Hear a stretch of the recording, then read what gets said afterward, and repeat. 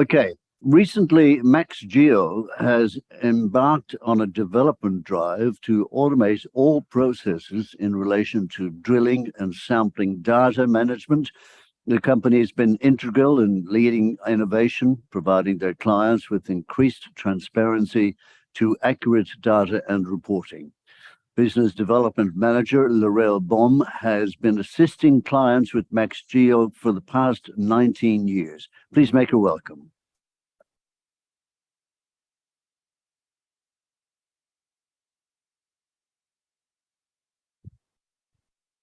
Okay, thank you, Jerry, and good morning, everyone. Today I'm going to introduce you to MaxGeo and talk about how MaxGeo is driving innovation in the resource industry.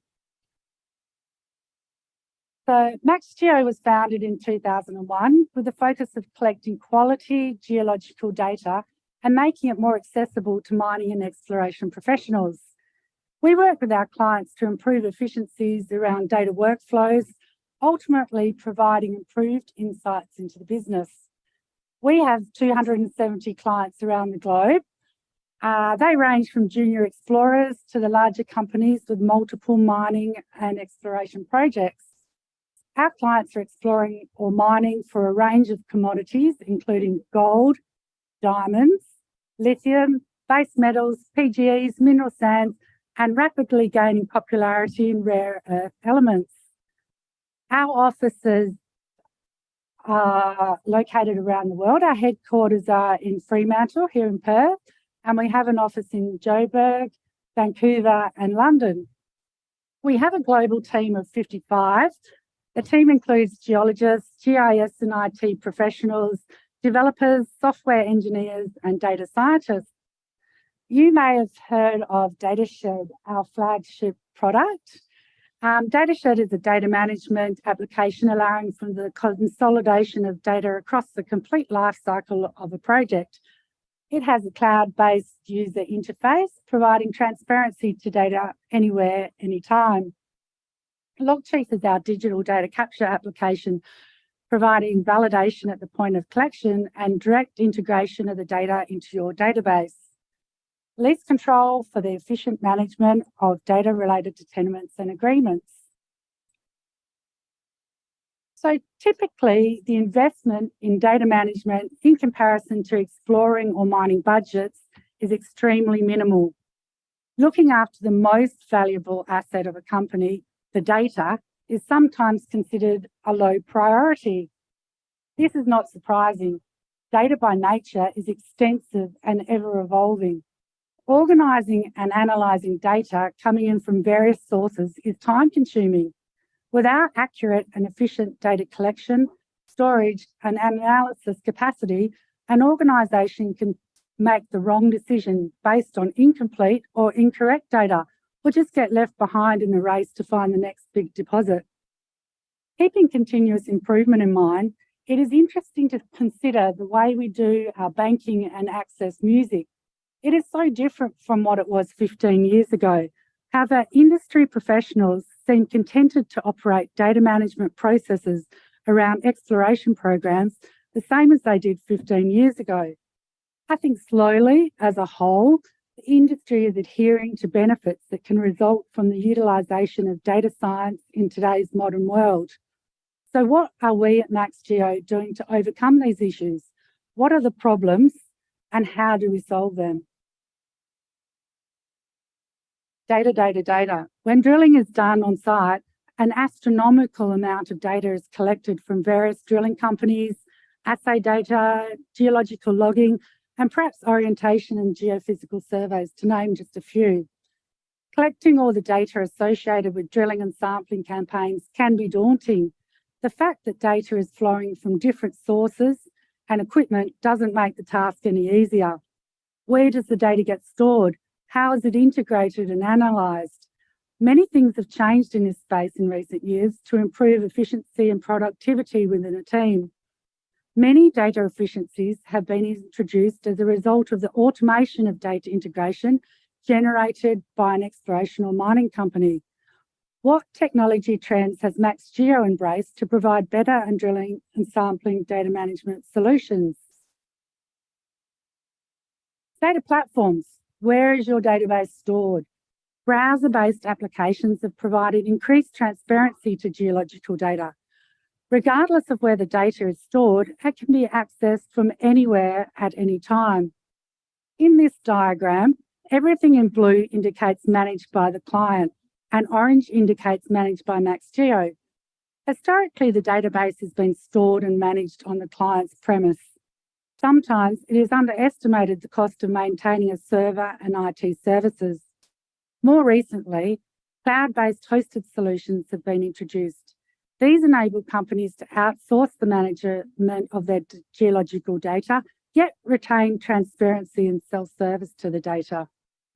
Two hosted options are available depending if you have an in-house database administrator or you'd like this component to be managed for you.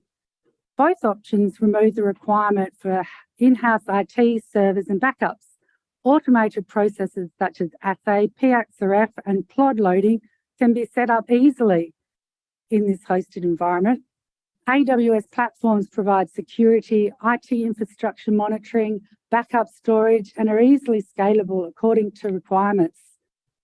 As a result of skill shortage and limited resource availability, cloud-based hosted data management has become an effective way to allow geologists to focus on geology rather than data manipulation. Hosting allows easy access to data management specialists. I haven't met too many geos that consider data and IT side of their job much fun. Good data management processes can improve employee satisfaction and reduce frustrations, potentially leading to staff retention. Attracting a millennial geologist to a company with outdated data practices may be difficult.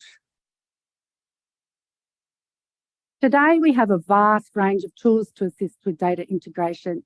Traditional ways of loading data from third parties into a database are pressed to keep up with the volume and the rate of data generation. There are some new platforms to serve data such as APIs and Amazon's S3 bucket. Data from downhole survey companies or PXRF devices may stream via an API. Non-structured data such as core photography and geophysical surveys may be loaded into an AWS S3 bucket. And then there are also new formats that we get presented data such as JSON files, XML, and the more traditional CSV and Excel spreadsheets. There are various data integration software options available that can be used to build integration workflows such as Microsoft Power Automate. Power Automate has been integral in assisting in breaking down traditional data silos. And then we have DataShed SQL database to securely store your data in a compliant, industry standard format that allows for seamless reporting to government departments. Automation. There is a need to automate. Loading data, there should be no human interaction in this step. For example, Power Automate workflows have been used to enable the dynamic integration of company tenement boundaries from the Department of Mines on a daily basis. Automated alerts regarding monitored tenements can be issued. Assay batches are automatically loaded with customised QC policies. PXRF and plods can be retrieved from an email inbox and integrated into the database. Data validation. The engineering is in place to prevent invalid data from entering the database. Progressive audits are conducted. Reporting. A user should simply have to subscribe to the reports they wish to receive and have them delivered via email like clockwork. Visual analytics. The need to make data-driven decisions regarding your project is an everyday requirement. The ability to access dashboards and reports from your geological data management system is essential.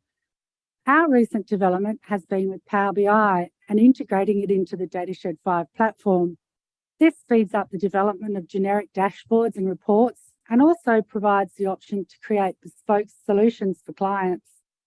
Monitoring assay quality control and drilling contract leakage becomes a simple, time-effective process and removes stress at the end of the month. All stakeholders in the business can have improved business insights 24 hours a day, 7 days a week. So why do we need digital transformation. What are the benefits? Efficiency. Once set up, data transfer is fast and efficient. Self-service to data. Data is available for stakeholders of the business for real-time data analysis and decision-making. Employee satisfaction. Data management processes are efficient, therefore reducing frustrations. Drives innovation. Improving data workflows leads to the desire to introduce further efficiencies, encourages staff to think outside of the box, and reduce risk. Data transfer is secure and accurate. QC is automatically conducted, therefore increasing confidence in your project. So just in summary, there is a need to rethink how we manage the drilling and sampling data. We have many tools to assist us creating efficiencies. Create a culture of quality data in your organisation and give yourself a competitive advantage. Thanks for listening, and thanks to Vertical Events for the opportunity, and come and see us out on the booth if you want to add some automation into your drilling and sampling data management. Thank you. Thank you, Laurel. Managing Director of VRX Silica Ltd, Bruce Malouche, is a mining engineer with many years of experience in the management and early development of mining operations. He's previously been an operations director with various public companies in Australia and has long been the managing director of mining and exploration companies. He joins us now. Please make him welcome, Bruce Malouche. Thank you, Jerry, and thanks to Vertical Events for holding this event again. Silica sand, I have spoken to this conference before, so many of you may have heard the story, and I'll give you an update on how we're progressing our projects. But we are only silica sand, and we're looking at the 4 projects we've got, but also on the hunt for some more as well. Silica sand is the most consumed commodity on the planet after water. Now, about 50 billion tonnes a year is used. Now, predominantly, that's for concrete and in construction. But there's a couple of 100 million tonnes a year is used for making silica products. Now, the silica products, you may not realise that you're almost constantly surrounded by the products, even in here, paint, glass, the mirrors up there, the lights up here, LEDs.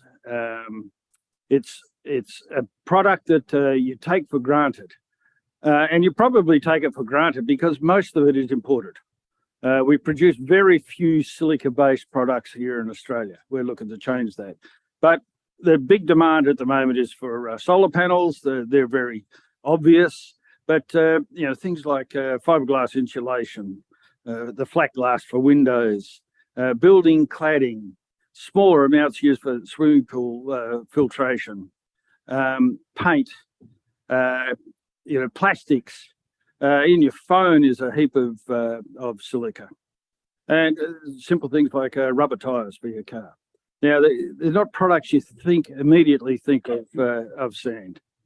So we're a pure play silica sand project. We've got 4 projects here in Western Australia, and we think this is the place to be when it comes to mining. They'll last a long time. We've got over 1.1 billion tonnes of sand, so we're not doing a lot of exploration looking for more sand. We started on this in 2017, so these are the most advanced silica sand projects in Australia, and I think we're leading the pack, and the pack is getting bigger all the time. There's quite a number of other companies have taken on the silica sand mining, particularly here in WA. We've got mining leases in place, so we've published resources and have mining leases, and we've had BFS studies completed on 3 of the project areas. Mining leases are granted, but we're in the process of getting permitting through the EPA, and I'll talk about that. Our leading project is Arrowsmith North, which sits between Eneabba and Dongra. It's inland about 10 kilometres. These are not coastal dunes, and they're certainly not desert sands. And I might just mention that too. You think silica sand, there's plenty of it around. The Sahara Desert's full of them. There's lots of deserts full of sands. But they're suitable neither for making concrete or glass. They're either the wrong shape for making concrete or they've got too much iron in them for making glass. So we're actually looking for silica sand that is derived from granite, which is what we have here. We've got very strong interest from Southeast Asia. I think at the moment we're communicating with about 65 different customers and seriously talking to about 16 of them. These are very long-term potential export products, but we're also looking at trying to get here in Western Australia some glass manufacturing and other downstream processing, which is not an easy exercise, but we're persisting. The whole crew is here in Western Australia, except for our marketing manager. He's based in KL. Each project produces subtly different sand. And it's that subtle difference determines which market it goes into. And there are literally hundreds of different markets for silica sand. Now, in our case at Arrowsmith North, we initially conducted metallurgical test work to produce glass quality sand. Unbeknownst to us, we had the best quality foundry sand in the world. And so we've had to change our process circuit a little bit. Fortunately, we had built mostly the flexibility into it to be able to produce foundry sand, which is at least half of our production out of Arrowsmith will be for the foundry industry, particularly in Korea. And we've already signed a couple of offtake agreements up there for the companies that supply sand and also casting for Hyundai, Kia, and Renault.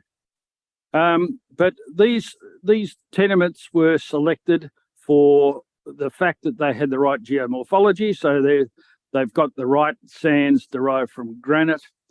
They were on what was unallocated Crown land, so there's only two stakeholders, native title and state, and also right next door to railway lines. Ultimately, this is going to be a bulk commodity which needs to get on rail.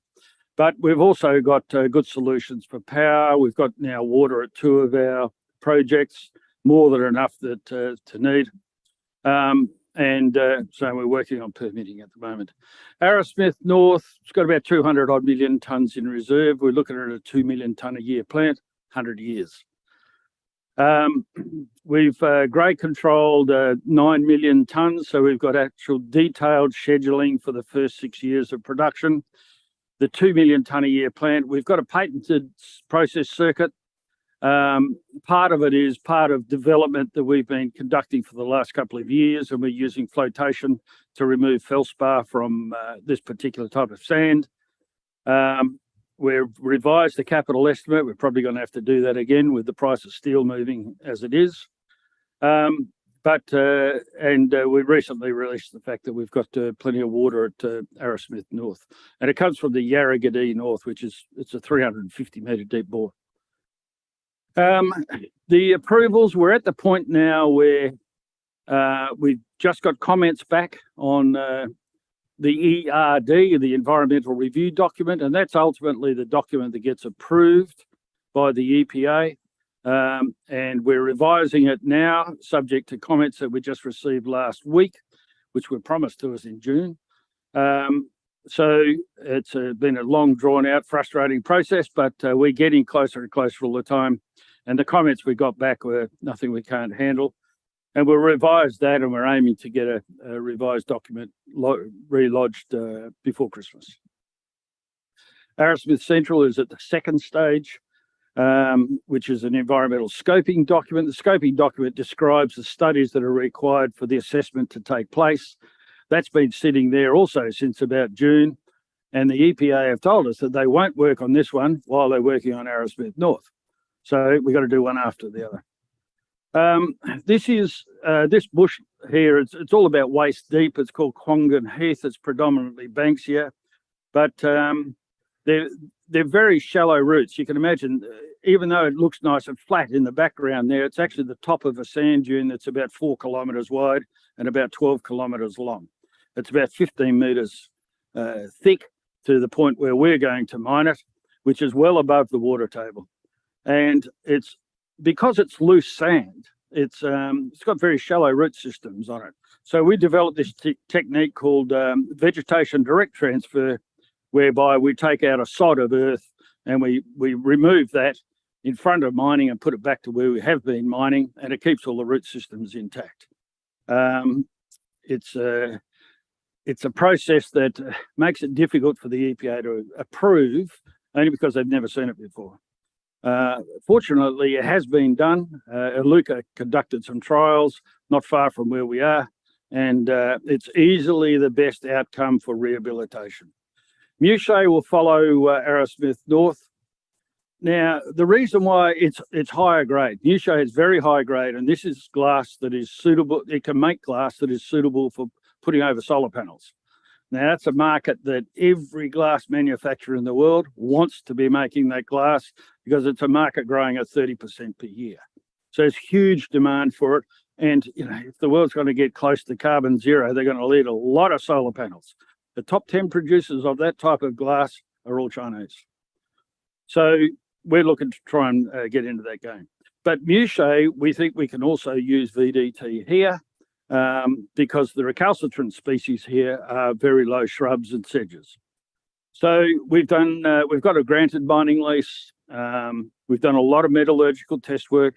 We can produce silica sand here, plus 99.9% silica, but more important, less than 100 ppm iron, and that's highly sought after. We think there's still potential here for producing glass here in Western Australia. As it happens, Summerhayes is in the ideal position. It's got a huge resource here for raw material, and the bulk of the raw material is silica sand to make glass. The most important commodity, as it happens, is energy, LNG. Summerhayes, at the end of that Dampier gas pipeline, is the cheapest LNG in the world currently. So WA has an economic imperative here to start making glass, and potentially hydrogen. So I think from Lancelin to Kalbarri will end up becoming renewable central for WA, and probably hydrogen central. But the Summerhayes vegetation, it's got banksia trees on there. The taller banksias are easier to propagate and to replace, but it's the sedges and the grasses that are the problem child here, and VDT deals with this. So the VDT, it's a modified bucket on a front end loader. It takes out a sod of 3 meters by 3 meters by 400 mil deep. And it's a continuous process, and the root systems in this sod is only exposed for the time you can tram a loader 100 meters. So it's a great way to conduct rehabilitation.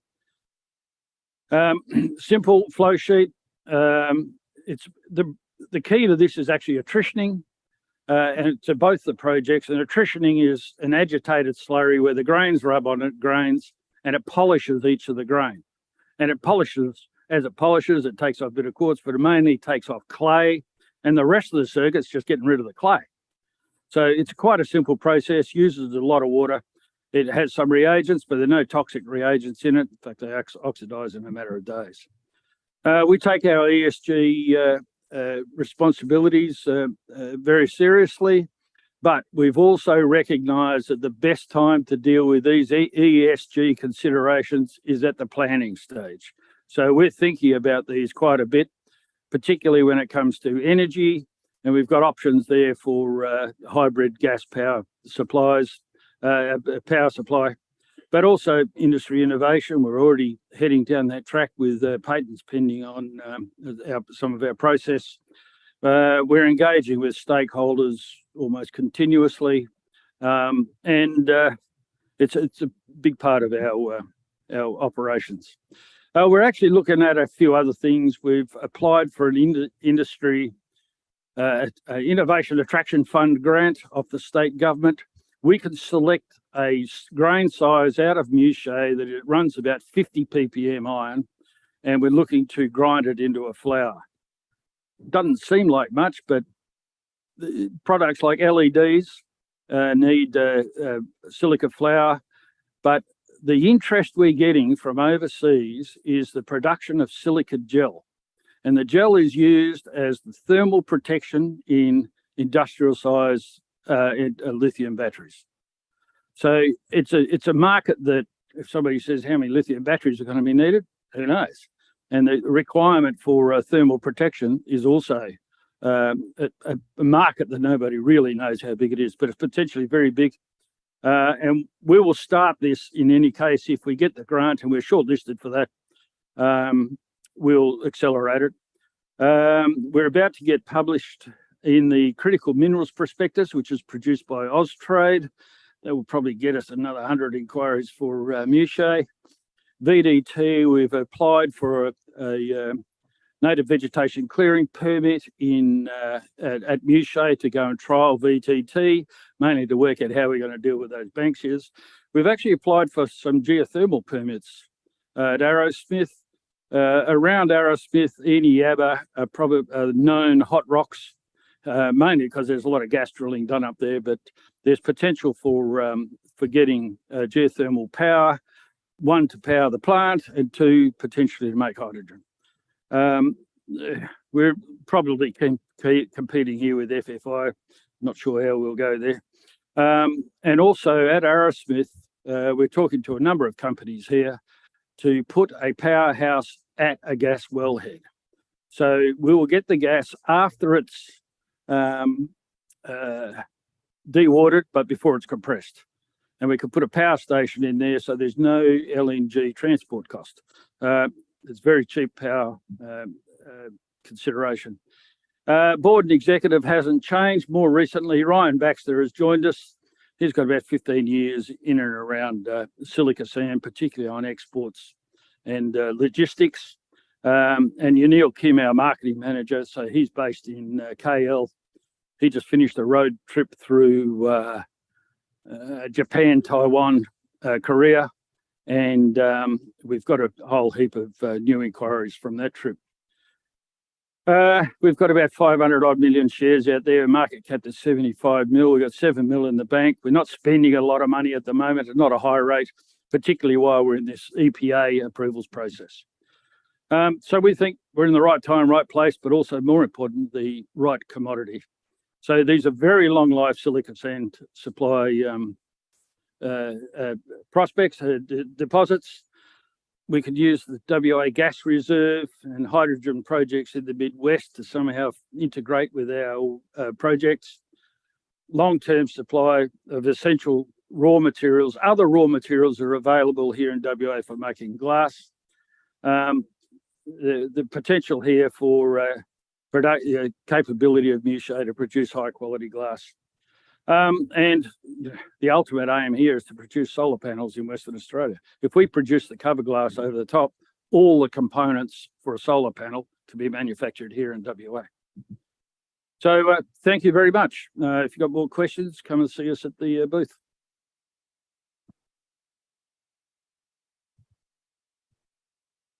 Thank you very much, Bruce. Hayden Daxter has over 20 years in mining and exploration experience across Australia, Africa, and Canada.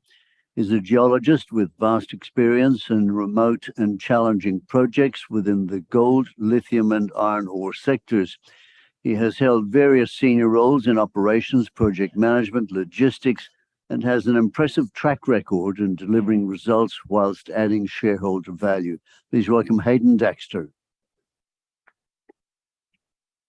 Thank you, everyone, and thanks to the event sponsors and organisers today. Happy to be here to provide an update on Arden's project in Pickle Lake. I'll just flick through the bit of bedtime reading for everyone there. So quick one off the bat for all of us is, I guess, why invest in a company that's based in Canada? And I think yesterday and today you would have seen a number of interesting projects that are currently in Canada. Ontario and Quebec has seen a really good increase in exploration projects, both in the gold and the lithium space. Currently, Arden holds a very large land holding in a highly prospective area that we believe is incredibly underexplored. We've got some neighbours next to us in Orteco that they hold the same vision, and they hold just over 500 square kilometres. Recently, we performed a 6,000 metre drill program, and with that, we confirmed that we've got over 60 kilometres of skinny high-grade mineralisation running through that western hub, which is fantastic news. Along with that, we also identified with a few drill holes that we put into a secondary structure there, these really broad anomalous zones that has really sparked some interest with the team. Currently, with our sale of our lithium prospects off to Green Technologies, we secured the final 20% across to those guys. So the company is currently well funded for the next year or two, and we have a very highly experienced board and management team. So the one thing that you'll see down here it's a real potential for the company is that we've got, a current market cap as of close of business, I think on Monday, was 26 mil. The ability to earn up to 16 mil there with that 20% sale. We currently hold 13 million shares still in Green Technology, and they were rated at almost 14.5 mil as of close of business on Monday. And we had a small holding of 1.68 as of last quarter. So that sort of gives us a real potential for re-rating with the business, and we feel that we're sitting in a really prime spot at present. We also have down the bottom, you'll see that there's the addition to earn another 2.5 mil out of Green Technologies when they basically confirmed 20 million tonnes. They're currently well on the way to that, I think, with their recent announcement this week of the Root prospect. So we're looking forward to an update from Green Technology with an increased resource. So over to the board and management team, proven track record here with world-class deposits that are taken from sort of early stage right the way through. Bruce, I don't think anyone needs an introduction to know Bruce. He's done outstanding work with a lot of companies and was crucial in the conception and the startup of Evolution. Pauline, very well experienced individual, sits as non-exec chair of Cal Gold that presented earlier, and I think she, they've got a good project there as well. We've also got Michelle Roth. She's the US-based investor relations. Currently sits as chairperson of Maple Gold in Canada. Neil sits on the board of Hastings, and then there's Tara and myself with over 40 years experience. So I think, the team that we have there, along with where we sit currently with our ESG is very good for the business. Currently, we have 4 key prospects there as part of our sort of ESG, 0 sort of injuries, greater than 10,000 metres of drilling conducted in some pretty harsh conditions. You'll see the photo out there. We performed an ice drilling program, helicopter supported drilling, and 0 incidents to date is testament to the team and the contractors that we've got on place. Over 50% of the team in senior management and with the board is female representation. And then we also have a really strong understanding with our community and culture. Current MOUs in place with 2 of the partners there, which is Mishkagoguming and Slate Falls, and we're in the final stages of securing an MOU with our Cat Lake community. The final one on there is we're blessed with working in the northern part of Ontario, where we have First Nation owned hydro power plants running through the whole property, and that's a really green, carbon friendly tick in the box for us. So down to the Pickle Lake projects, we completed 6,000 metres this year. We had some outstanding results. Arden sits in there with a few other larger companies. Currently, we're the second largest landholder in the Uchi province, which is just behind Evolution. They recently staked a large land holding to the south of us, as well as their land holdings in Red Lake. We're surrounded by a lot of historic and large producing mines, and there's been some really good discoveries of late too. You look at the Kinross story, they recently bought the Great Bear project from Dixie. That's only 150 k's to the west of us in the same greenstone belt, and they paid 1.8 billion Canadian for that project. And that, as I discussed earlier, their Evolution recently, it was early this year, they staked 750 square kilometres to the south of our project. I think they can see the value in the region that we're in there at present. So just some production sort of updates and results from the Uchi belt that we're in, and along with that sort of northwestern part of Ontario. Red Lake, to date, 30 million ounces have been pulled out of there. Evolution's currently the main stakeholder in Red Lake. Again, Musselwhite to the north, only 5 million ounces, and that's Newmont. Pickle Lake, 3 million ounces, and it was mined sort of 1935 to 1997. So that for a number of years now, there's been very little work in that area. And that's, I think, one of the key areas that we identified at an early stage with the project, and a lot of other companies have seen, a similar trend, I think, in getting in there. Some other companies around the area that are doing really well. You've got Rainy River to the south of us, a very large, low-grade open pit deposit. Madsen Mine at Red Lake. Barracks Hemlow is not that far away from us, 20 million ounces to date and still going. And then, there's a few others down there that you can run through. Orteco's, doing fantastic work just to the east of us. Currently just over 2 million ounces in their sort of resource. And there's a large JV that's taken place as well to the south of us, which is Barrick and Canoraland, a Canadian-based company. And you can see just to the south of us down there is there's a outline of Evolution. That's their 750 square kilometres they pegged earlier this year. So here's the good bit of what we performed this year, our 2022 drilling summary. So 43 holes across 4 prospects and just shy of 6,000 metres. So the top 2 that you see there is basically, this is testing this primary structure that we know is mineralised. It's classic Canadian gold. It's skinny, it's high grade. And it was conducted either side of a historical mine, which is owned by Barrick at present. There's some good grades in there. Everything that we performed through there, we're really happy with. Over 80% of the holes hit gold mineralisation. But what was really interesting after sort of conducting drilling in those 2 is we popped a couple of holes into this secondary structure at Dorothy and then again at Dobie. And with that, we hit these really quite bizarre and anomalous zones of 20, 30 and 40 metres of mineralisation. Above that was sort of 20 to 30 metres of massive sulfides and semi-massive sulfides. So it sort of keys to us is that we're sitting on this Bearhead structure zone. That's the main source that's driving mineralisation. That primary structure we know is high grade and skinny, and we have 60 kilometres of that running through the property. But then we have this secondary system that we're starting to see this massive sulfide flooding event. And with that is these broad zones of anomalous mineralisation. That's going to be a real sort of target for the company moving forward into next year. And we've identified that we've got over 30 kilometres of untested strike that's open along that 30k stretch and at depth. And with the secondary structure, we've also noted as we head north up into the Dorothy prospect there, is that we have a third, a fourth, and even a fifth structure occurring. Now, all of these structures have had almost no work conducted on them to date. We managed to get 5 drill holes into 2 prospects, and then that's it to date on those.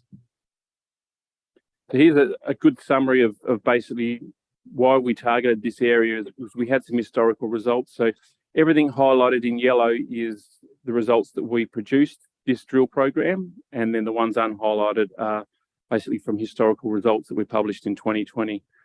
So you'll see, I'll start with number 1. So this is our narrow high grade. This is this primary structure that we're seeing that runs the whole length of the property there. You'll see running from the north sort of west there down to the southeast is the Bearhead fault zone. So that primary structure is really proximal to that. This is what's carrying these high grades there. And, we had historical results of 470 grams, 150 grams. We intercepted, and these are all below 1 metre intercepts, 148 grams, 63 grams, 33 grams. And, you can read through the list goes on. But what was interesting to us is as we see these higher grade structures in that primary zone is testing this secondary area. And we see that we had 30 metres at 1.5, 38 at 1, and 26 at 2.1. Now, within those zones of those broad sort of narrow areas there that are, lowish grade is seeing 8.5 at 4 and 5 at 4, and then 14 at sort of 2.5 was really good. And, I guess these are now the sort of the key areas that the company wants to focus in on. So you'll see here, this is Dobie. So this is the southern prospect on that secondary structure. And you can really see that there's in the cross section, you can see that there's the Bearhead structure zone. That's the main mineralizing event. We then have this skinny high grade zone, but then, and that's only 150 meters to the south, is we have 25 meters at 1.5 with, a few good intercepts in there. There's 8 at 4 sat in the middle of that 26 meters.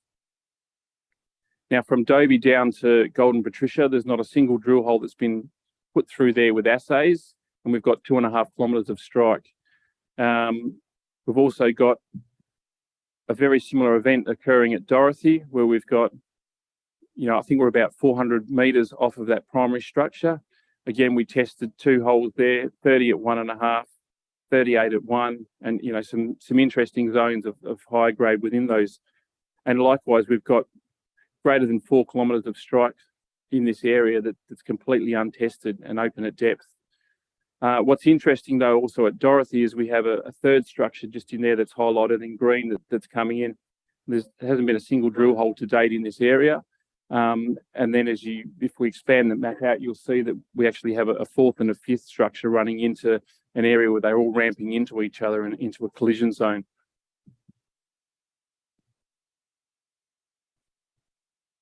Yep, there we go. Just back one.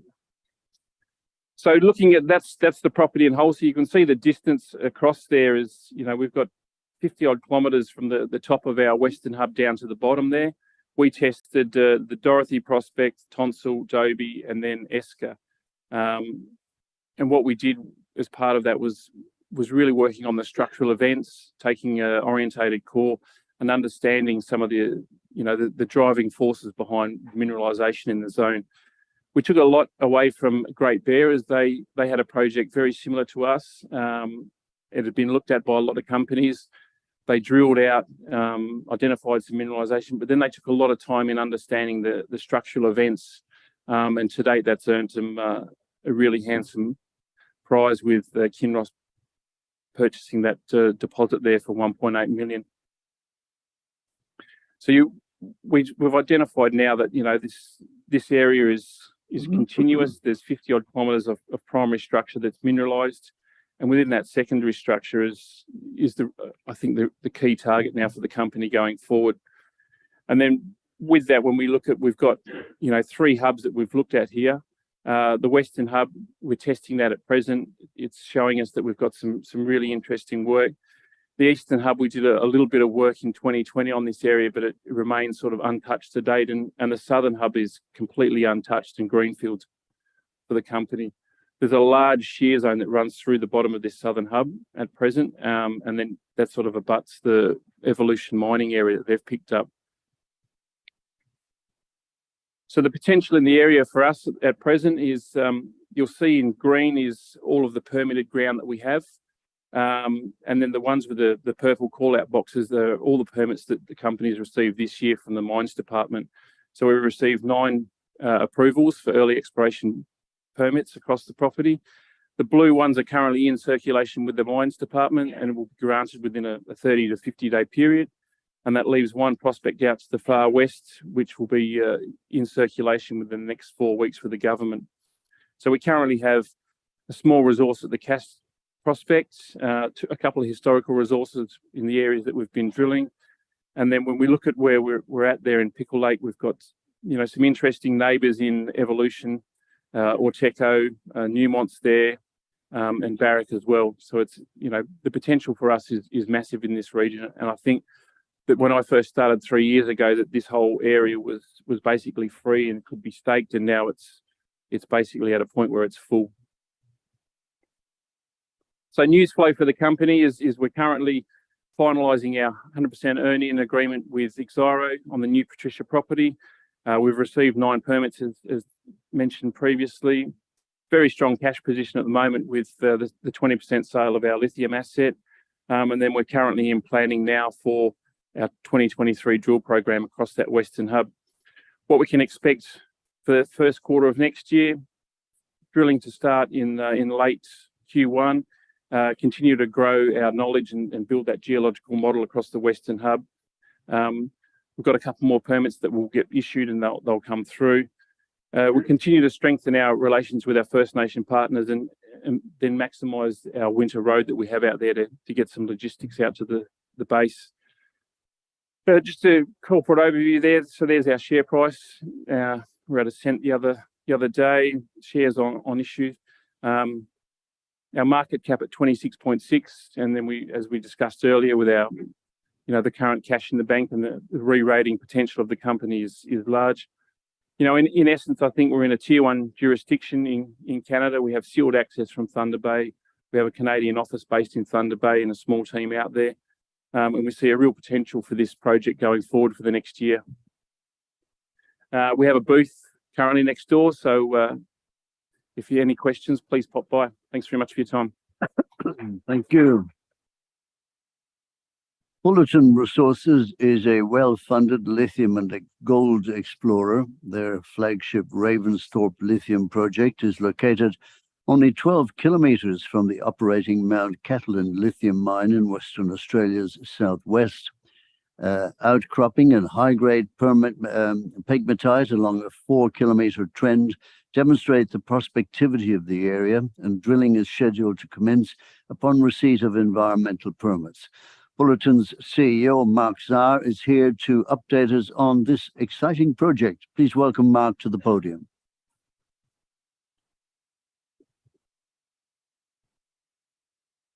Everyone here, and I'd just like to acknowledge Argonaut and fully endorse everything that they said yesterday about the lithium market. Really is in an interesting space to be in just now. I'd just like to start with this photo and this blue sky day of ours, just to describe it for you. In the background there is some eucalypt forest and some mallee in the foreground, and the dominant part is some outcropping pegmatite on surface. And walking across the ground there is one of our geos, Sam Cole, who's got a great eye at looking for spodumene. We do have this presentation on the ASX platform for you to read as you go forward. Just a bit of a summary and an introduction to Bulletin for those who aren't aware of us. We're well funded, $9.4 million of cash, shares and receivables in the bank at the end of September. 292 million shares on issue, and we're quite tightly held, with top 20 shareholders owning 45% of the company. The board and management are also quite heavily invested in there, with over 25%. Directors Paul Polly, Rob Martin and Daniel Pryor and Neville Bassett have certainly got a lot of interest and a lot of experience in the mining industry over a long period of time. We have a proven ability, and we have rewarded shareholders in the past. In 2016, when we sold our 20% share in the Nicholson gold mine, we rewarded the company, or rewarded shareholders, I should say, with an 8-cent dividend when our share price was 3 cents. And we intend to keep on doing that, rewarding shareholders who are in for the long term. Our market cap currently sits at about $36 million, and the main reason for that is our lithium project at Ravensthorpe. In Ravensthorpe, as in the introduction, we're down in the southwest of Western Australia, only 12 kilometres from Allkem's Mount Cattlin lithium mine. The ground that we have is 100% ours, and they're all new tenements. Most importantly for us, it has the same geology as Mount Cattlin, or we're seeing the same geology there in the Adavale volcanics. There were known pegmatites outcropping in the area, not where we were looking just now, but early history. So we had good exposure and good thoughts that there would be some pegmatites in the area. And our on-ground work has shown that we've got spodumene. We're diligently working towards getting our drilling approvals, and we're very keen to drill, and we're just hoping we'll get them as soon as we can. The reason we're so interested in Ravensthorpe, it's just for us, we believe it's one of the most prospective spodumene lithium projects in WA. It has the potential to be a very high value project. In WA, is, for those who are familiar, is one of the largest hard rock spodumene mines or producing areas in the world. Just down the road there, at 12 kilometres away, is Mount Cattlin mine. It's a mature mine for those who aren't aware of it. The current mine plan is out to 2025. They're busily working to extend that for another couple of years, but as mentioned, they are mature, so there's an opportunity there for us. Our mineralisation today, and I'll go through some slides, shows we've got some very high-grade spodumene in the area, over a significant, not just over the area, but over a significant area as well. We've done some early metallurgical test works to see would it be a product going forward, and everything that we've seen so far shows it's going to be a high-quality project. So there should be a market going forward if drilling is successful. We've got lots of pegmatites in the area. It's one good thing to have good grades, but you also need volume if you're going to go forward with a mine.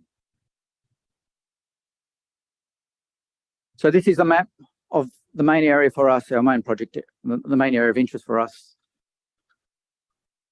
We've got some high-grade spodumene grades there, up to 7%. And the reason they're so high grade is we're getting some very fresh spodumene on surface.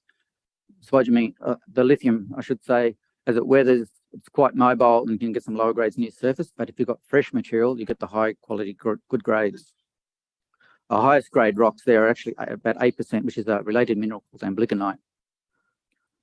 We've found these spodumines over a 4-kilometre trend so far. We're still open to the north and we'll keep on doing work looking for those. As I say in there, we've got over 100 pegmatites that we've found in that area to date. And the main area we're focusing, I'll go back one. The main area we're focusing on is an area called Big, which is a concentrated area of pegmatites. This big area here is just out of that 100, is nearly half of the pegmatites are in this area of 500 by 700 metres in the area. The stack sequence of pegmatites very similar to the Mount Cattlin geology. We're seeing spodumene in quite a few places in the area, and it's also supported by the lepidolite further to the north and other minerals. When you don't see spodumene, we see microclines with good chemical ratios indicating there's mineralization at depth. The pegmatites themselves are up to 200 metres wide, may extend further undercover. We're not sure yet. Drilling will have to test that for us. And we're seeing they're up to about 10 metres in thickness with pinching and swelling, very typical of the pegmatites in the area. Importantly, they dip quite gently at 10 to 30 degrees. They're quite shallow dipping, which is just like Mount Cattlin, very good for an open pit scenario. They do dip to the west and to the southwest into our tenement, and they are open at depth. One of the important things we're seeing in the spodumens that we do see is they're very coarse, and that's key for metallurgical processing further down track and producing a high quality product. Some of the samples here are from the pegmatites in the area I just saw at Big Pegmatite, and further north, about 2 kilometres further north at Deep Purple, which we're also planning to drill. There's quite a few outcrops of spodumene in the area, and we're going forward, and as I'll explain later, we're still trying to find some more in the area as well. To the west, about 3 kilometres to the west of our main area we've been looking, historically the work has been done over this side of the tenement side. It's lepidolite dominated, this pegmatite trend. Lepidolite is not as high grade as spodumene, but it still could be going forward, as spodumene is hard to find and the world market wants more minerals. Lepidolite still has the potential going forward as a longer term mineral for us of interest. At this stage, we're still focusing on the spodumene, given that the Mount Cattlin mine is so close to us, but we will be doing some more work on the lepidolite side over there. We're going forward just now, we're just coming back into our field season after the winter. We'll be doing some more mapping to see if we can extend these areas. Early in the year, just as a check to see whether we did have a saleable product, we did some indicative metallurgical work. And what we've seen is the mineralogy we're seeing is as expected. We're seeing good concentrate grades of greater than 6% lithium, which is what the general market expects. We're seeing excellent recoveries of the lithium itself, greater than 75%.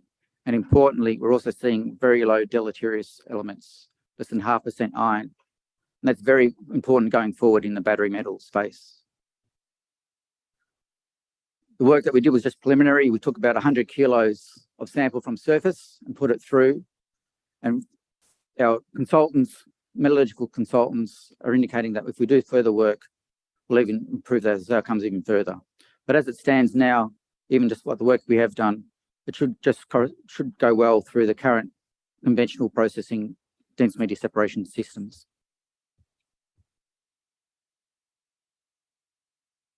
While we're waiting for environmental permits, we're still looking at the potential going forward. Early this year, we expanded our tenement coverage to approximately 130 square kilometres. We've done some work looking at radiometrics, which looks at potassium values to see if we can find pegmatites hidden under cover. And we've also done some LiDAR work, which is high density topographic work, which looks at nodules or outcropping pegmatites to see if we can find them under the cover. We've got over 50 new targets that we need to go through and verify on ground, and that's what we're doing over the coming months. And we also think we have looks like we have a third pegmatite trend further to the west, which is we've yet to test. It's all conceptual. Further to the north, I'll note we have some nickel potential in there, and I will note just on the other side of the Ravensthorpe belt, there's a fairly substantial FQM nickel laterite operation. So there's a potential there for looking for other things for us. But for now, certainly our focus certainly is on the lithium. Just touching very briefly on some of our other projects. Our Lake Rebecca gold project, which is what we've had for the last couple of years, is a large land holding just in an area 150 kilometres east of Kalgoorlie, with large low-grade deposits just nearby. It's on the boundary of the Ramelius 1.2 million ounce Rebecca deposit system. And our ground is along strike and shows potential to find more gold ground further to the north. Last year, the Apollo deposit, just our neighbours there, sold that Rebecca deposit to Ramelius for $182 million. We were involved in that deal to a small extent, and I'll just touch on that just now. Our project was, and is, right on the boundary of the Rebecca deposit. Our tenement boundary used to sit just in here. We sold that 400-metre strip of land at the start of last year for $5 million cash on the basis that it was needed for the mine, or for the potential going forward, but also because we've found that in our drilling, with our RC drilling, we've found that mineralisation extends further north. So we've continued with our RC drilling going further north, and the grades we're seeing in that drilling in there is very similar to what we saw just immediately south in the ground we sold to them. More broadly, in the larger scheme, we've also been doing some air core drilling both on the Lake Rebecca and on land further to the north. We have a large 7-kilometre long regolith gold anomaly, which we need to do some diamond drilling on at depth. So the mineralisation we see is near surface, but it's very similar to the mineralisation that we saw on surface at Rebecca deposit itself. We're planning to do some diamond drilling there. We did have an environmental, an EIS, or a government-approved drilling program going forward. Lake rigs are pretty hard to come by just now, so we've been having delayed on that. But as soon as one is available, and we're expecting one next year, we'll get in there and drill below there. Just quickly touching on Shipley Gold Project. It's another gold project about 50 kilometres to the south, 20 kilometres to the south of the Bombora Lake. Bombora's Lake Road deposit, another large low-grade gold deposit. We're touching on a structural dilation zone there where we're seeing some gold and copper anomalism on surface. We've done some soil sampling in there. We're going to do some soil sampling a bit later on and build that project forward, going forward, before we do some air core drilling. And I'd just like to touch also on the Gecko Gold project. It's a gold mine that we only have a royalty on, or we have a royalty on, just out of Coolgardie there. It's quite a substantial royalty so far. We've received 2.5 million ounces. That's $2.5 million in net royalty from that, Of interest to us is Beacon Mine, which is a mine, they hold the Juardi gold mine just 20 kilometres away. They've expressed interest in looking to acquire the mine and develop it. We'll be interested to see how we go in there. We have a royalty in there, and we hopefully give you some news on that in the near term. So that's a quick introduction to Middleton for you. It's a great project in that we believe we have a really solid, high potential value project going forward. Just needs a bit of drilling, and we're working through that process now to get the permits. And it's a good early stage exposure to the lithium market. We've shown that we can add value to the projects. We've got plenty of money in the bank to do what we need to go forward. We've got projects that are close to infrastructure, so if we do find something and going forward, we've got a way to commercialise that project. And we're also always looking to see new opportunities as they come forward. We're at the booth outside. Sam on the original photo was out there, and he's out there with me as well. Please come forward, and we'd love to have a chat. Thank you very much. Thank you. World Resources is an ASX-listed gold explorer with 2 high-grade gold projects, the Mulgabi North and Patricia projects. together covering an area of approximately 80 square kilometres in the prolific Norseman-Wiluna Greenstone Belt within the eastern goldfields of WA. Since their listing in early 2021, the company has continued its large-scale systematic exploration programs, which recently led to a new virgin gold discovery at the Demag zone within the Mulgabi North project earlier this year. Andrew Pumphrey is CEO and Managing Director, and he joins us now. Make him welcome. Thanks very much for the opportunity to speak at the conference today and for the organisers putting on such a great event. Look, Mulgabi North and Patricia are located not far out of Kalgoorlie. It's a great place to work. It's a mining capital, or gold mining capital of Australia, as far as I'm concerned. We've got two main projects. They've been privately held for a long time, and my wife and myself put them into the Ozorum float about 18 months ago. Mulgabi North. Basically, Mulgabi North has got 8 kilometres of strike, adjoining right alongside Carosue Dam gold mine, which we'll talk about shortly. We've done a lot of work there. We've done a lot of RC drilling. We've got some excellent results and a lot of potential going forward on that.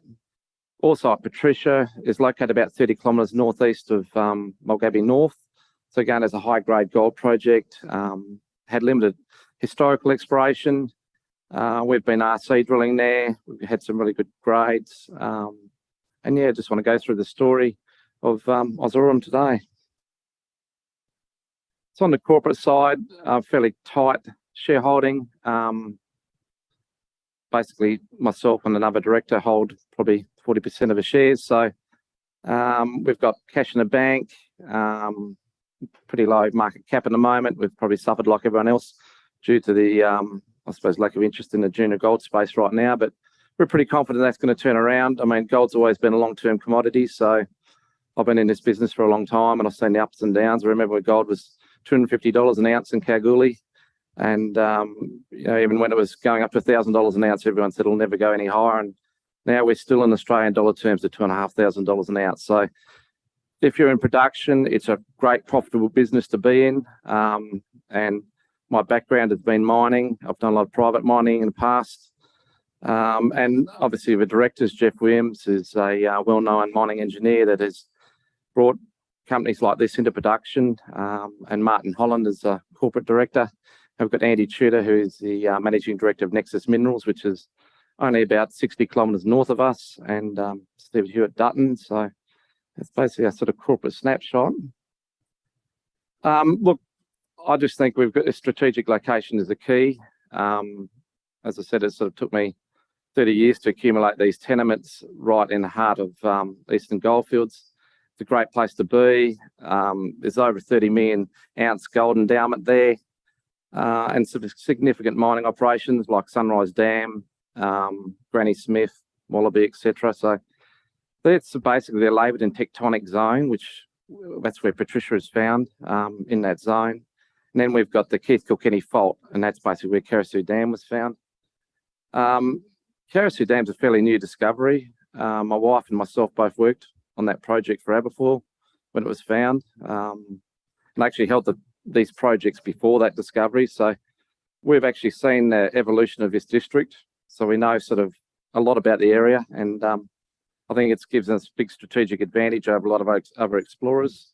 And I guess that sort of builds into we've got long-standing relationships with existing stakeholders. I could have put a whole slide up about this, but basically Patricia sits on Edgedina Station. So we obviously have a lot to do with Ron and Kate Griffiths, who own that, as well as the traditional owners through Aubrey Lynch, which I speak to all these people probably once a month. I'm in the field just about every week, out there for a day at least, running around working with our geologists and on the drilling. So we're pretty hands-on, which I think is a big advantage. And yeah, I guess the other aspect is we're right alongside Carosue Dam. So I'll sort of talk about that in a little bit. The next slide. So Carosue Dam is a really interesting project. Basically, all this grey is what we call a syncline or a synform. So all these rocks have basically been wrapped around from the west around to the east. So basically, we're sitting in identical rocks as to all these mines here, and there's over 3.5 million ounces sitting there. So it's a significant endowment. And obviously, we've started the systematic work at Mulgabee North. It was a virgin gold discovery found by Freeport McMoran back in 1984, and I pegged it in 1989. I've had it since. And what's really interesting is undercover. And a really quick example of what these projects can do to companies was, I remember going to Delta Gold's office in Kalgoorlie in 1988. There was 2 geologists there. 3 months later, they drilled the first holes into Kanowna Belle, and that was actually a target ranking that North had done at the time. That was number 15, ranked number 15 out of 20 targets. So North had drilled 15 other targets. They finally got to Kanowna Belle, and the rest is history. I mean, that mine has, produced over 5 million ounces. It's undercover. It's alongside a historic mining centre at Kanowna Belle, or Kanowna, I should say. It's only about 1 kilometre away. We've got a historic mining centre at Mulgabee, which has produced over 10,000 ounces historically. It was found in 1898. It produced tellurides. That was one of the main reasons I went there. I was doing some underground mining there in 1990, and we started basically pegging leases around that time in the area, because I thought long term, this is a great area to be in. It's got the right geology, and subsequently Kerosudine was found. Let's move on. So what have we been doing? We've done a lot of drilling. We've done over 28,000 metres of RC drilling. We've been doing a lot of diamond drilling in the last 3 months.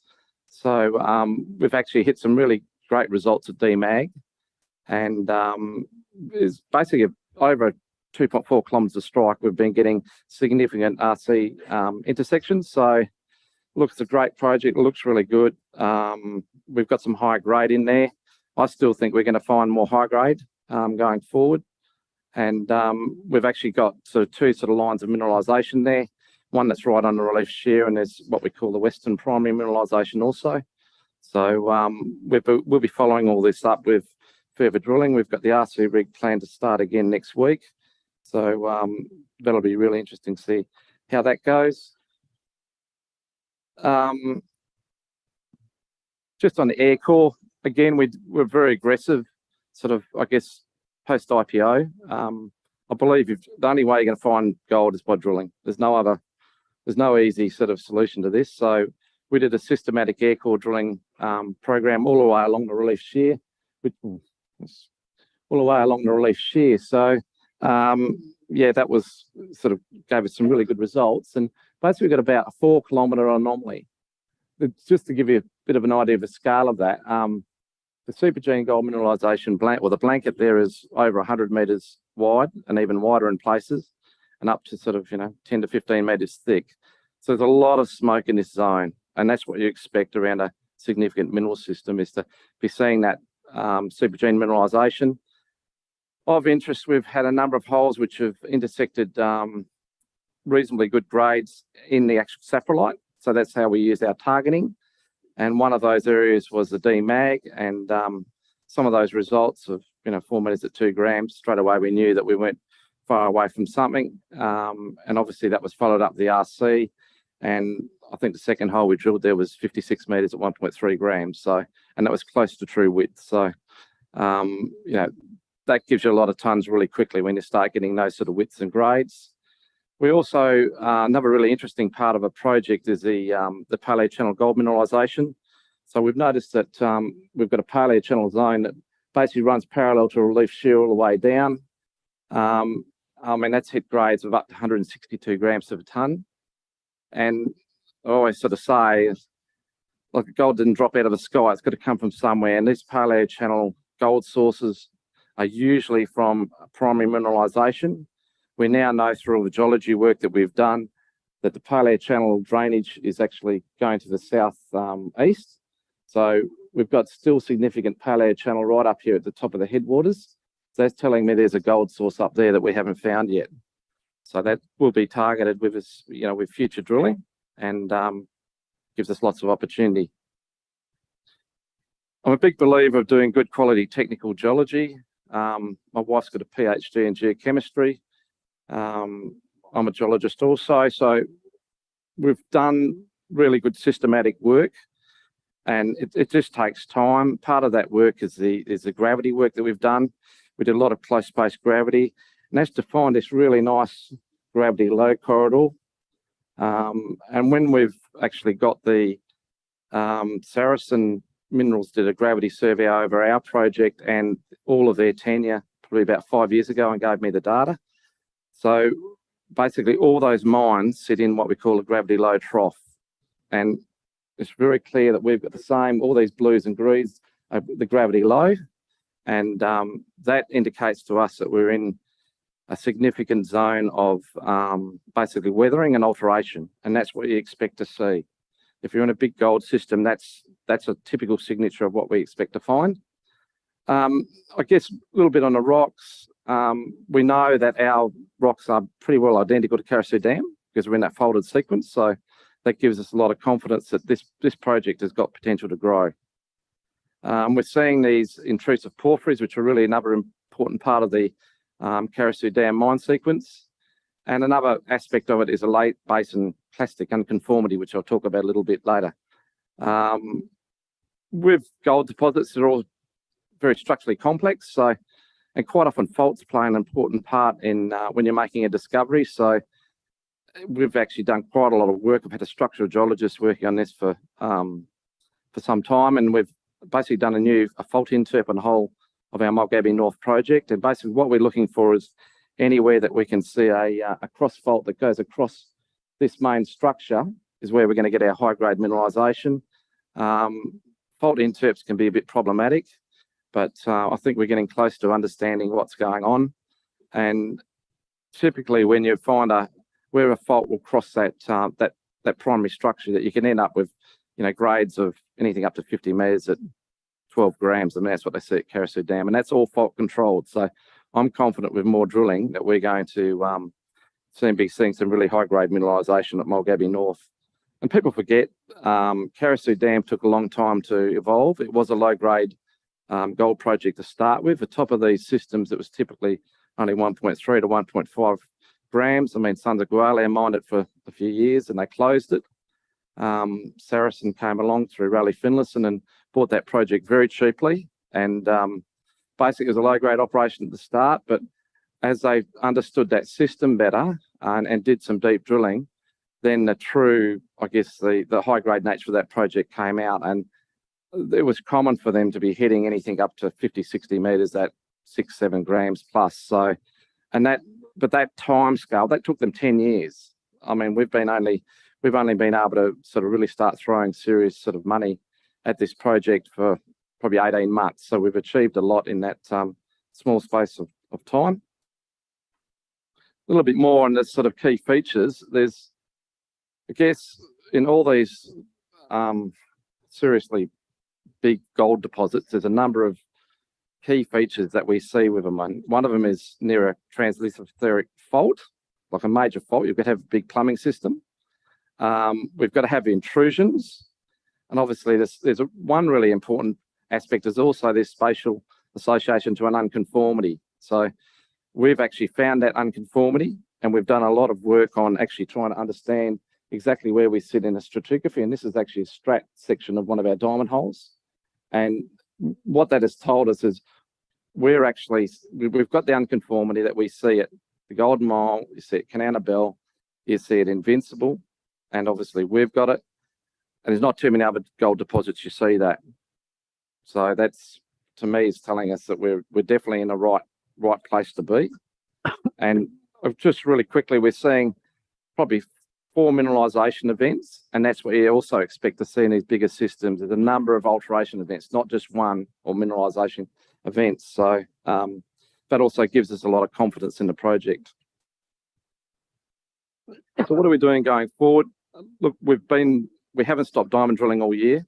It is a bit slow. We're only running that on a single shift. And basically the guys work 4 weeks on, 2 weeks off. So we don't get a lot of production out of it, but we're doing it at 50% below commercial costs. So that's letting us explore a lot cheaper than anyone else. The diamond rig is owned by my wife and myself that we donate to the company for free.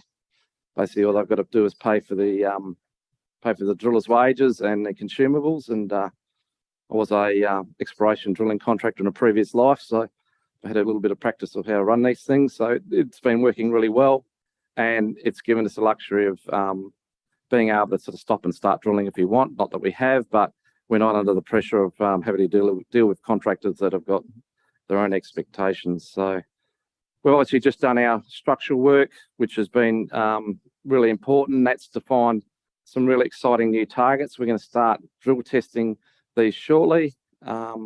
We've actually got a maiden resource that we want to put out in the Q1 next year. We've got CIP met test work underway. That'll be reported very shortly. And we've got actually some planned cider heap leach test work to do also. We're going to be drilling ongoing for the next 6 months. So we've got lots of information flow. Just really quickly on Patricia, it's a high-grade gold project. We did a lot of work on that early. We've got some really good results out of it. It's been structurally complex, so we haven't been able to make a lot of sense of it yet. We've done some structural work on it to try and work out the high-grade nature of this and what the controls are. We'll be doing more work on that early next year. I guess a lot of our time has been taken up by Mulgabby North, so hasn't got as much attention as what it deserves, but we'll definitely be putting more effort into that next year. And this is just a summary of what I've basically just said. We've obviously been doing modelling and the resource estimation work. We've been doing that at the moment, and that'll continue next quarter, along with drilling. So there'll be lots of news flow coming forward. So I'd just like to thank everyone very much for listening to our presentation today. Thank you. Adavale Resources is a mineral exploration company with the focus on the discovery of critical minerals of rare earth elements in Tier 1 mining jurisdictions in Western Australia and South Australia. Brian Thomas is the technical director of Adavale, and he's a geologist and mineral economist. He has more than 30 years of exploration and mining management experience, combined with 15 years working in the capital markets. Please welcome Brian to tell the Lanthanine story. Thank you, and thank you to Simon, Stuart and Jax for putting on the conference and allowing us to present. As the introduction said, Lanthanine is a minerals explorer. We explore for rare earths, so that's our main target. The inevitable disclaimer: if you want the real detail on it, go to the website or pick up a presentation from the booth. Do the corporate bit first. 4 geologists and a company secretary, so we're a very technically driven company as well. Dave Francis is our chairman. He's involved in a green hydrogen company. Peter Swerjuk is a geophysicist and contributes a lot on the technical side. Myself, capital markets, but geology as well. But the main man there is Tom Langley. He picked up a lot of the projects that are a major part of the Lanthanine story. Capital structure, nearly 1 billion shares on issue, share price at 3.3 cents. 3.3, yes, and a market cap around 31. The projects, we're after light rare earths, which is the neodymium and praseodymium. We have it in 2 of our projects, the first being in the hosted in ironstones in the ferrocarbonatites at the Gascoyne project. And the second one is in ionic clays in the Moradium project in the southeast of South Australia. We have a couple of other projects. We have a project called Mount Clare, where we have lithium and light rare earths that we're exploring for there. We also have a kaolin project in the Yilgarn. First of all, we make sure we have our First Nations people well and truly on side before we even go on the ground. You can't explore these days without having that social license to operate and the community involvement. The chap in this shot is Peter Salmon, who's the Thinmar elder for the Gascoyne area that we work in. And we've spent a lot of time with Peter clearing ground. He also clears the ground for Dreadnought, who is one of our neighbours. And we actually have a video of Peter and a couple of his support people on our website. If you ever have the time, go to the website and have a look at the video. It's under the ESG section, and he's a wonderful old chap. He actually really wants us to share the land with him, explore it. He is quite happy for it to be developed. So it's all about the relationships. As with all explorers and producers these days, we all have our ESG commitments. Obviously, that first para that talks about the First Nations people that we have a relationship with and work with. We also have our ESG scorecard and baseline studies, and they are also available on our website. I guess we've all seen these slides about the decarbonisation and electrification of the world going forward. It's inevitable. It's locked in. You see the major economies are heading in that direction, so I won't keep that slide up for too long. I guess a lot of people say, what are rare earths? Majority of the rare earths are of the lanthanide group, which is that group of elements along the bottom there, which is the lanthanide group on the periodic table. It's where our company name came from. The lanthanide group is named after the ancient Greek for to lie hidden, which is lanthanide, hence our name. The demand for the neodymium iron boron permanent magnets is really what's driving this whole thing. The magnets are in electric vehicles and wind turbines, and that supports the prices for neodymium, praseodymium, dysprosium, and terbium. And you can see that there's not only magnets in what we traditionally see as EVs and what have you, it's also the rare earths that have other uses in displays. It's in your mobile phone, it's defense, it's displays, your computer screens all got rare earths in it. So the market opportunity for us really is the neodymium and the praseodymium, and we'll get to that with the project in a little while. So the renewable power generation, the use of the permanent magnets in the turbines for the wind, but I guess the real growth is in the motors for the EVs, the permanent magnets in those vehicles, and the EV growth market is. I don't think anybody can really grasp the size of the growth in that market. Which means that there's a demand for the neodymium iron boron magnets, and the neodymium praseodymium market balance is out of whack. Obviously, China has dominated the market in the past, and there is a scramble amongst the Western economies to be independent of China, or at least have a chance to be independent of China, and have their own sources of supply. That brings us to the Gascoyne project. As I said, Tom Langley pegged this ground about 2 to 3 years ago, back when rare earths weren't sexy.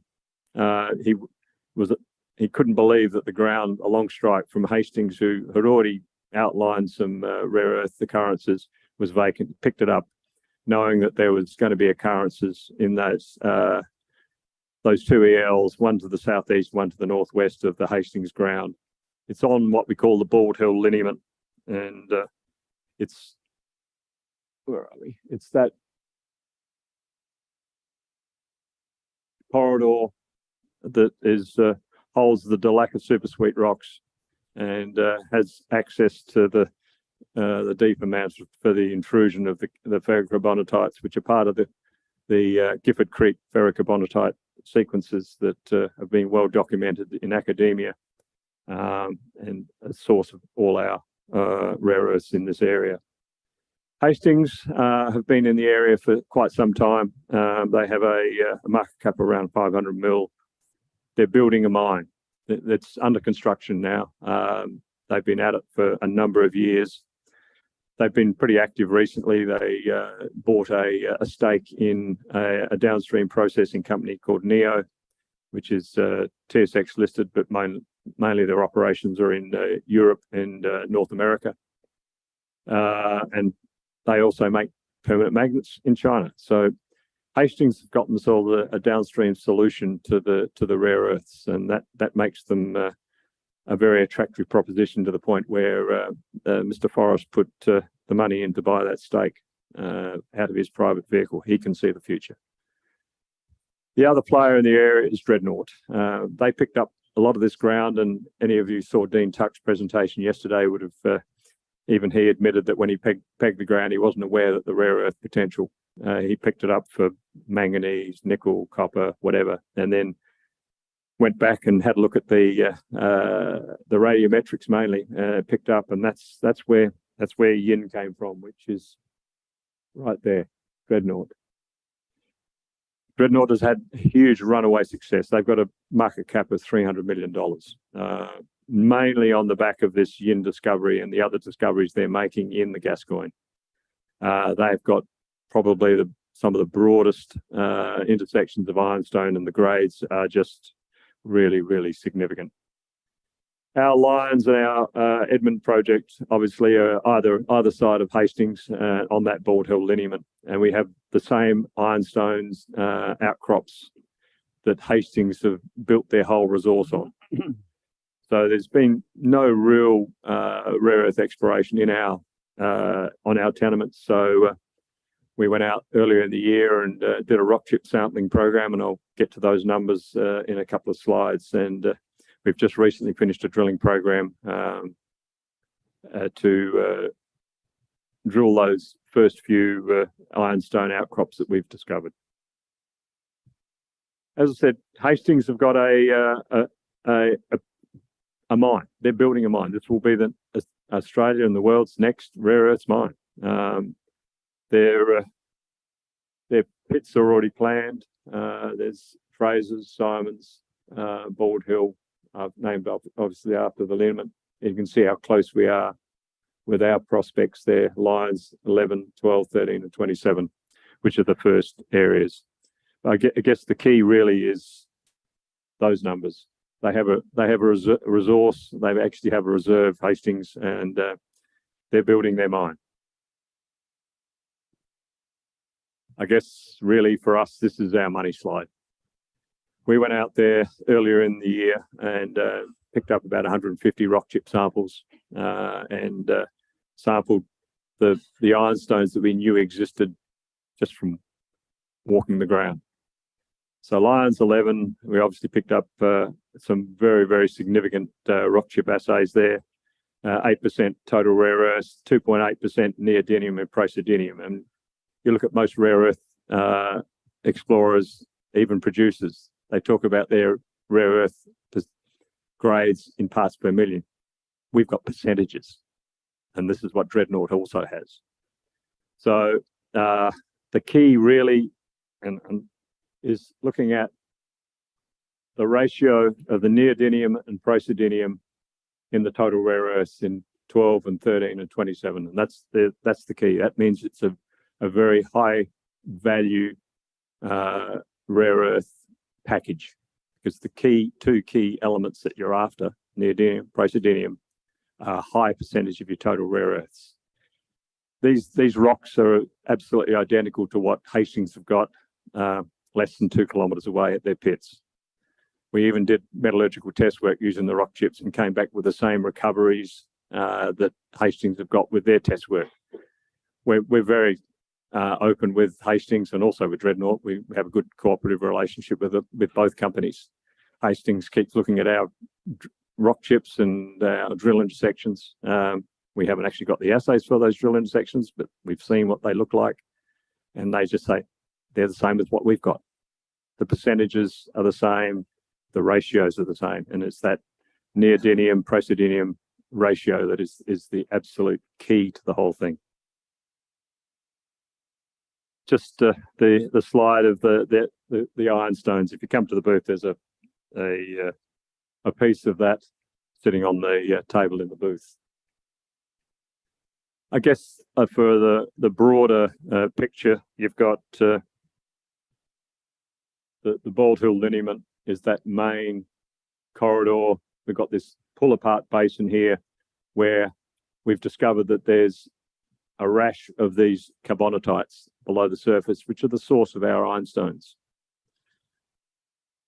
Dean Tuckett, Dreadnought, has discovered carbonatites in there, which are not far from his Yindus area. I suspect he's probably got a carbonatite that he hasn't found up there as well. Hastings have got some as well near their ironstones. So not only can you get a source of rare earths out of your ironstones, you can also get it out of the carbonatites. And that is as documented with Mountain Pass in the US, Markwell in near Laverton.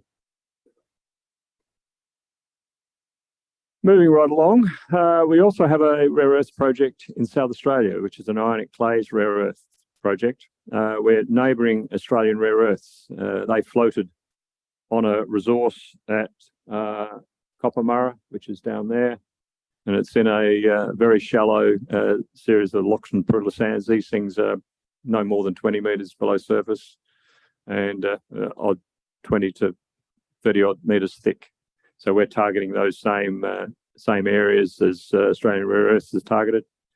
It's lower grade. We're back to talking about parts per million, which is the typical rare earths occurrences. The advantage of ionic clays is that they are much easier to process and cheaper. We also have an exploration project at Mount Clare, which is not far from Meekatharra. Same rocks, the Delacca super sweet rocks that make up our Gascoigne project. We also have some LCT pegmatites in the southeast, so we've got an each way bet on that one. We're due to get on the ground on that one next year, so that's an exploration play. Krakatoa have got ionic clays to the west of us, so we know we're in the right area. We also have a kaolin project just the other side of Coolionobbing in the Yilgarn, so up near Southern Cross. We'll be drilling that in the next few weeks. And we note with interest that Latin Resources have also got a kaolin project that, interestingly enough, has rare earths in it. And yes, the red light is flashing. So the opportunity, the investment thesis for us is we've got a rare earths project right next to an emerging mine. Same rocks, hopefully the same grades will come up in our drilling, which will be announced in the next week or two. Moradium, the ionic clays, is an each way bet. So we have the primary source and we have the ionic clays. So we have that diversity. But the real key and the key takeaway from this whole presentation is you've got Hastings with a $500 million market cap, Dreadnought with a $300 million market cap. We have a $30 million market cap. We're the leverage play for rare earths in the Gascoigne. We have a stock that trades. It has good liquidity. It's not that expensive. We are the leverage play in the rare earths in WA. So thank you.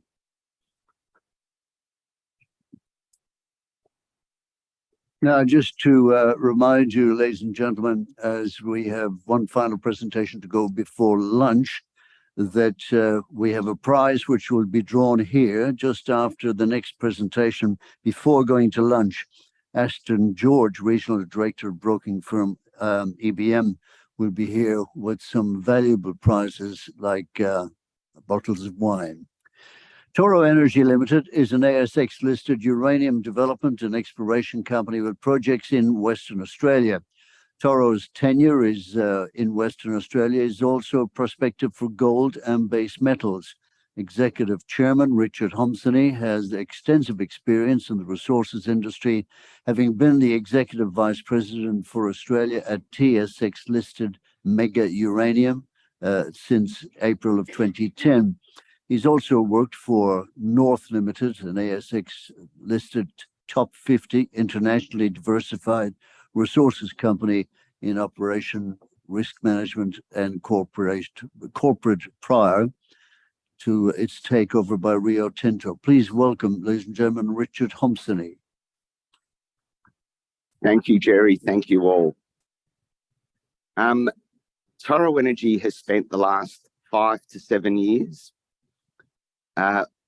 undertaking research and development activities on its uranium projects, and has been consistently releasing to market the progressive results of that research and development.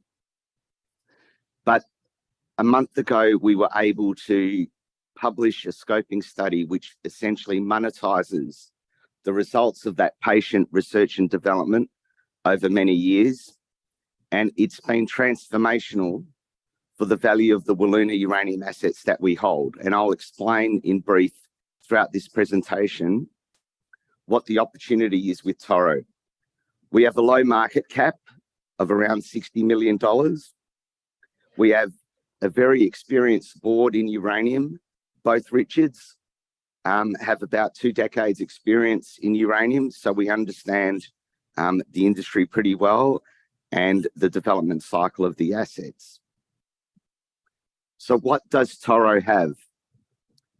We have 91 million pounds of U3O8 and 68.3 million pounds of vanadium in total, supporting the $60-odd million market cap.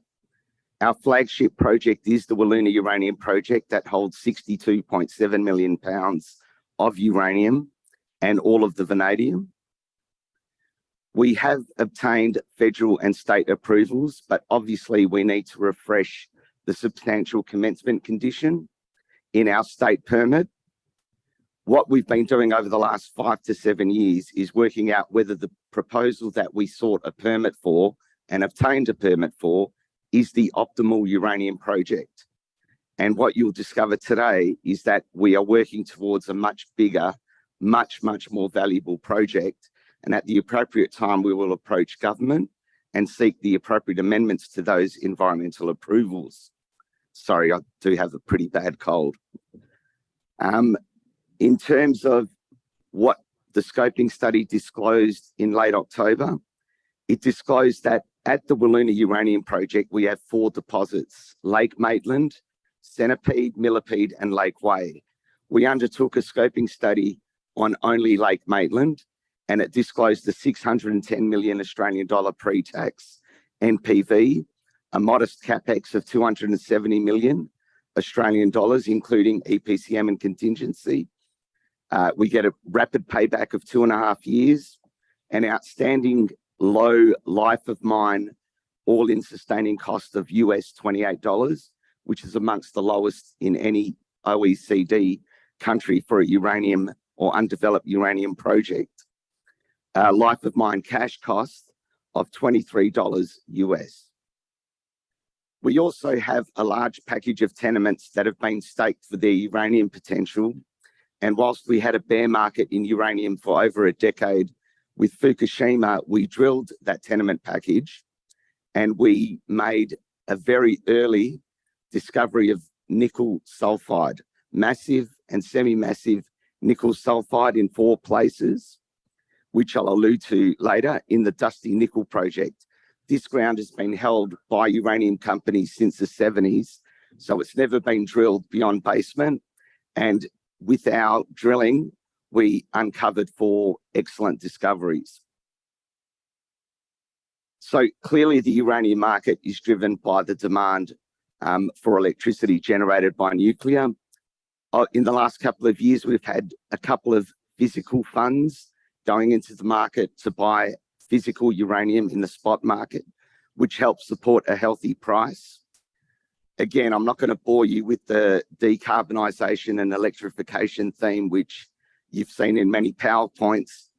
But on top of that, we've got energy security, which has become a key issue, particularly diversification away from coal and Russian fuels.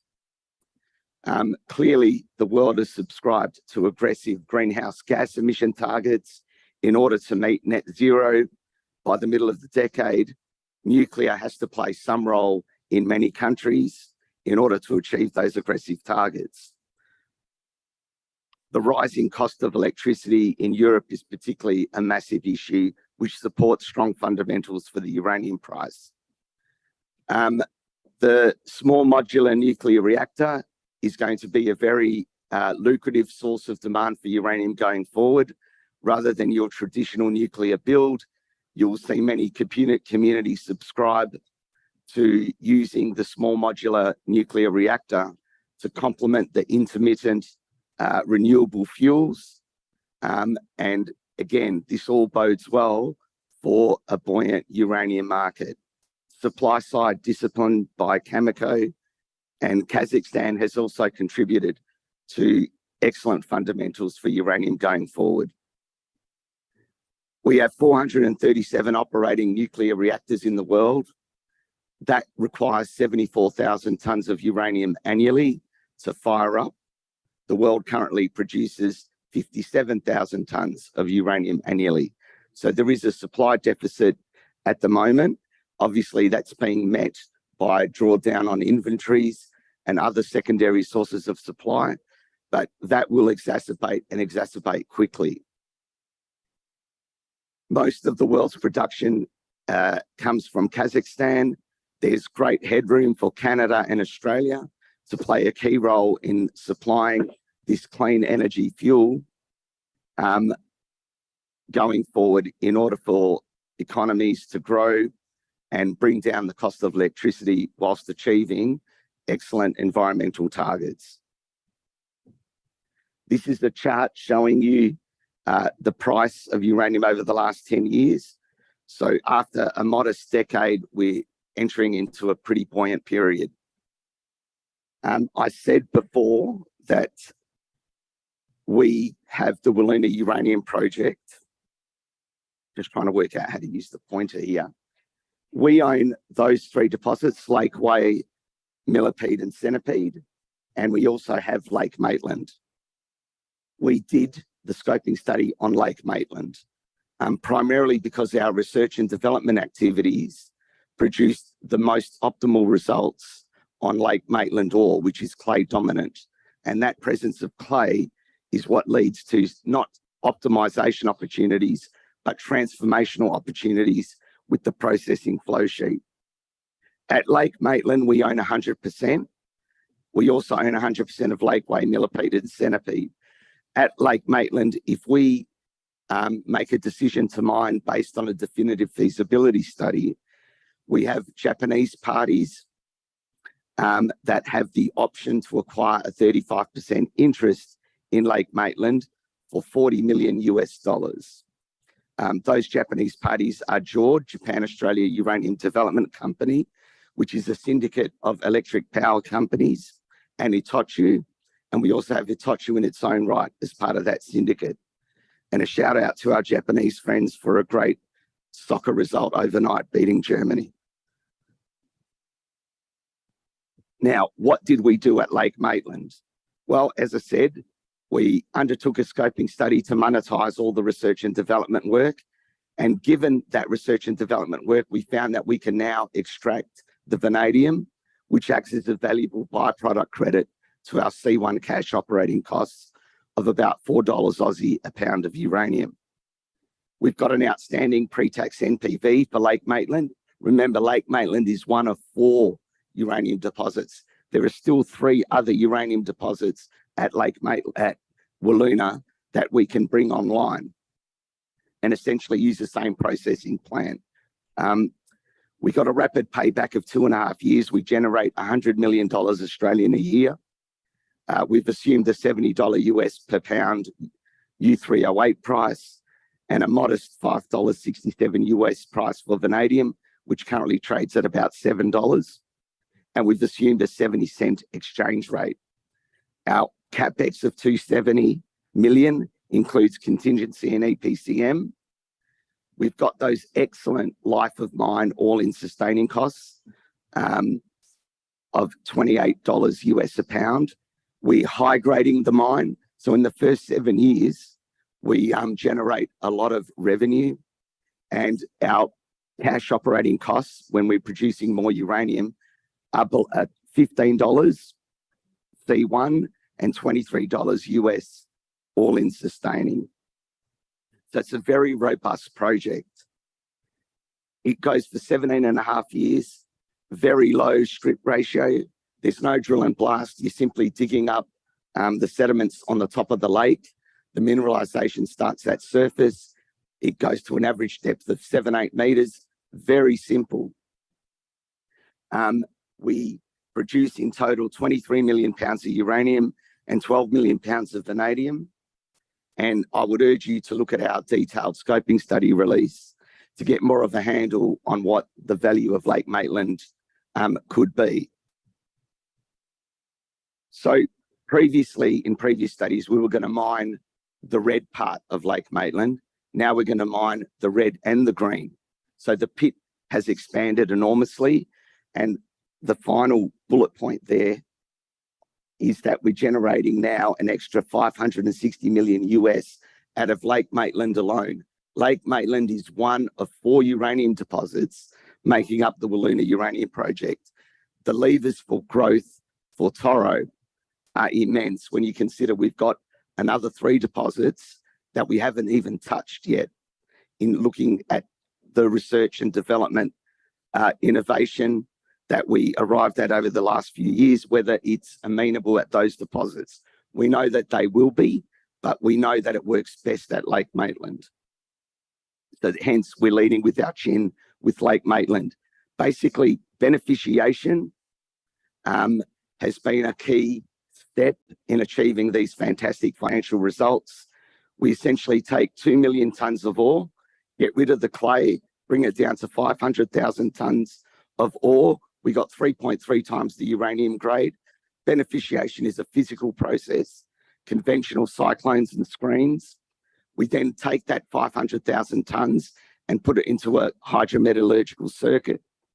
And because we've brought the volume down by a quarter and upsized the grade by 3 times, the whole processing plant is much smaller.